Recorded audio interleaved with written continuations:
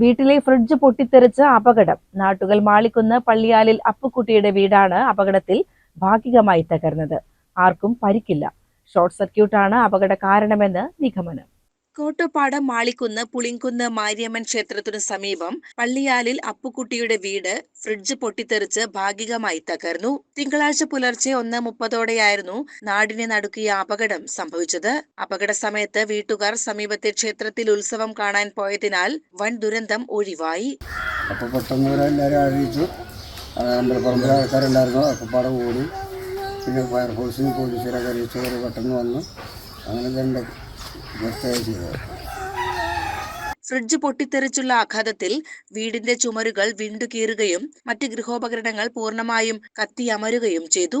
അപ്പുക്കുട്ടിയും ഭാര്യയും മകനും മരുമകളും 2 കുട്ടികളുമാണ് ഈ വീട്ടിൽ താമസിച്ചിരുന്നത്. പൊട്ടിത്തെറി ശബ്ദം കേട്ട് ഉത്സവത്തിനെത്തിയ ആളുകൾ ഓടിവന്ന് തീയണയ്ക്കാൻ ശ്രമിച്ചെങ്കിലും ഫലമുണ്ടായില്ല. പിന്നീട് വട്ടമ്പലത്തിൽ നിന്നും അഗ്നിശമന സേന എത്തിയാണ് തീ പൂർണ്ണമായും നിയന്ത്രണ വിധേയമാക്കിയത്. ഷോർട്ട് സർക്യൂട്ടാണ് അപകട കാരണമെന്ന് അഗ്നിശമന സേന അറിയിച്ചു. അപകടത്തിൽ വീട് വാസയോഗ്യമല്ലാതായതോടെ കുടുംബത്തെ മാറ്റിപ്പാർപ്പിക്കാനും ആവശ്യമായ മറ്റു സഹായങ്ങൾ നൽകാനും നടപടി സ്വീകരിക്കുമെന്ന് വാർഡംഗം രാധാകൃഷ്ണൻ അറിയിച്ചു. നാട്ടുകൽ പോലീസ് സ്റ്റേഷൻ പരിധിയിലാണ് അപകടം നടന്നത്. CCN ചത്തല്ലൂർ.